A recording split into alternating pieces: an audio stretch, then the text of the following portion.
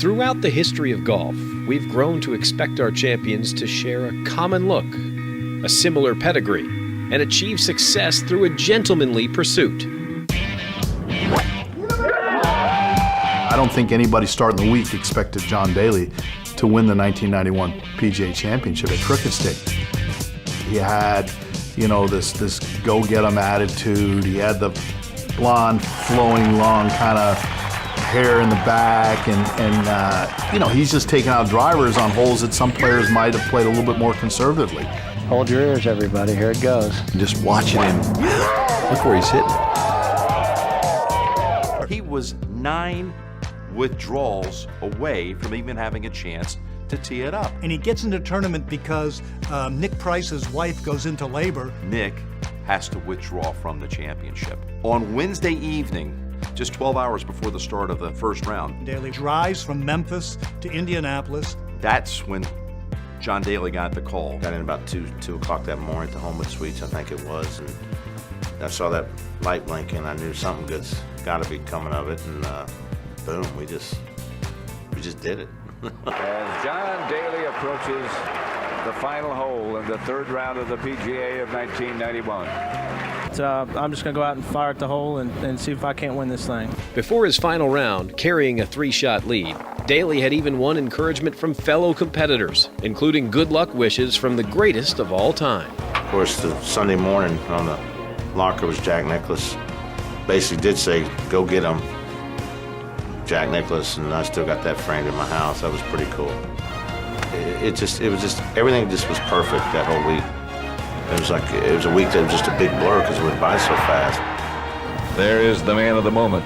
I started the first hole on Thursday like this, and I'm going to go just as hard here at the 72nd.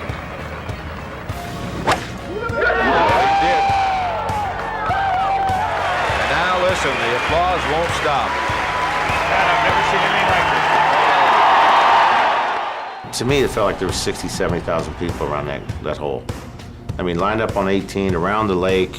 I mean, it was just awesome. John Daly's name will join the rest of the golfing dignitaries on the Wanamaker Trophy.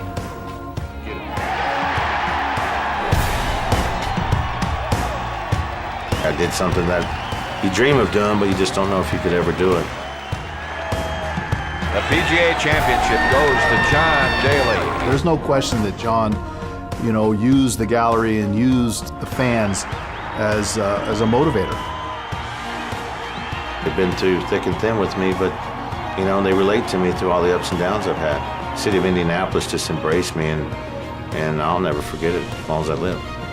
For all the ups and downs in the years following Crooked Stick, John will always have the week when he proved that sometimes a guy who looks like no other champion before could play like few who have come along since.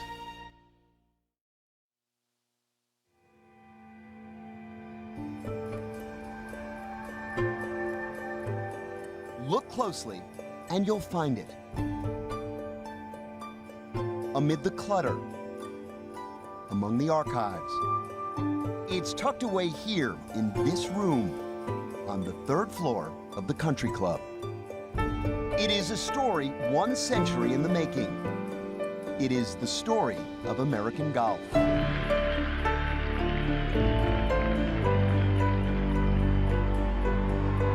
America is actually based upon the idea that anybody can succeed, and Francis Ouimet was the golfing embodiment of just that. No one had ever beaten 2 Goliaths before. If the 300 Spartans had actually succeeded in beating, the invading Persians, that might have been an upset on this level. To put it in context, Varden and Ray were Tiger Woods and Jack Nicklaus. They changed the date of the Open so that Harry Varden would stay in his country and play in it. That doesn't happen much. I mean, here's this 20-year-old amateur that grew up caddying at the Country Club, grew up just across the street on Clyde Street, across from the 17th hole. I've stood up in what was Francis's bedroom window. There's the 17th hole right there in front of him. He dreamt of playing on that golf course his whole life. This place was his field of dreams.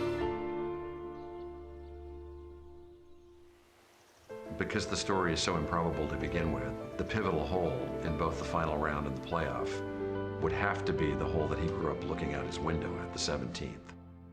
In the final round, he trailed Varden and Ray by 1 stroke, coming into 17. He was the last American standing. On 17, same hole that he looked out his window at every morning, on this green that he has putted on hundreds and hundreds of times, he gets the birdie to get into the playoff, and he gets the birdie in the playoff to really clinch it.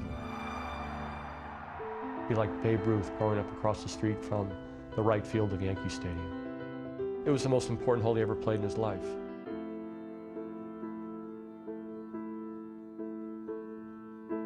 One century since that September day, the memory of We Met lives on. Not just in those dusty attic archives, and far from the fairways on which he grew up. Beyond anything he could have possibly seen from his bedroom window.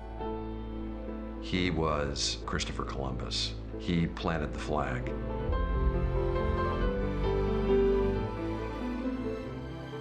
Every player who came after him was in some ways, they were the sons of Francis.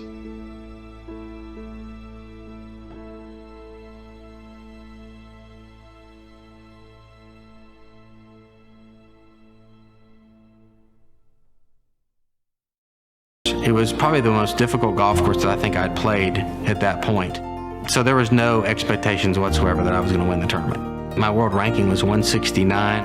I was going to be 100 to 1 or something like that. My wife was, like I said, she was 6 months pregnant. She was probably just as nervous as I was. She was wearing a bright pink blouse. And I thought to myself when I was walking out there, I said, I'm glad she's wearing that because I'm going to do my best to find her on every single shot of the day and just use that to try to bring me back when negative thoughts, self-doubt, and all of those things start to creep in.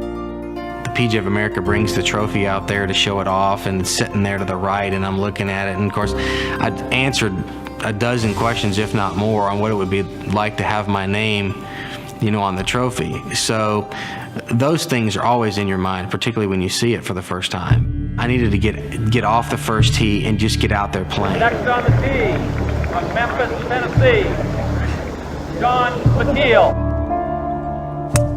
I felt like it was going to be a fight from the beginning. Now Chad Campbell. Chad was playing well. Put some pressure on him. I've got no idea how this is going to play out. 2 kids here trying to win their first golf tournament. Oh, by the way, a major. Well, you always want your adversary right there. Here's Campbell. Wow, what a tee shot. Well, the 14th hole is really, I think, where it changed for me. I felt so good about what I was doing off the tee. The yardage was right, and I just instinctively grabbed the driver. I remember not conversing with my caddy. I'm sure he was probably a little bit nervous. It's a nice straight hit. It seemed solid. I'd seen the first bounce, and I knew, well, it's got to be around the green. Got it! Sean McKeel leads in the final round of the PGA by 3 strokes with 4 holes to play. And then on 15, had a chance. You bet. What a putt by Chad Campbell. Chad made that putt, and I'm like, well, maybe I'm not going to win. And suddenly the lead is narrowed back to 1. Chad was up first on 18 and hit a great drive. Wow, what a tee shot. Saved 2 of his best swings off the tee for the last 2 holes. Yeah, I remember you needed a driver off the tee. I could have probably hit a 3-wood, but I felt like I needed to get it as far down there as I could. He needs to step up and pick out a target and just rip it. And I hit a drive. That's a generous kick. What a break there. Some people think I got a good break, but in reality, I got a bad break because my ball hit in the left side of the fairway instead of kicking right because the fairway kind of cants that way to the right. It bounced left, but I knew that I had a shot at the green. 7-iron. And I remember my caddy yelling, "Be right." Be right. Mid-flight, I'm thinking, why is he talking to my ball? He never talks to my ball. There's just a tremendous roar.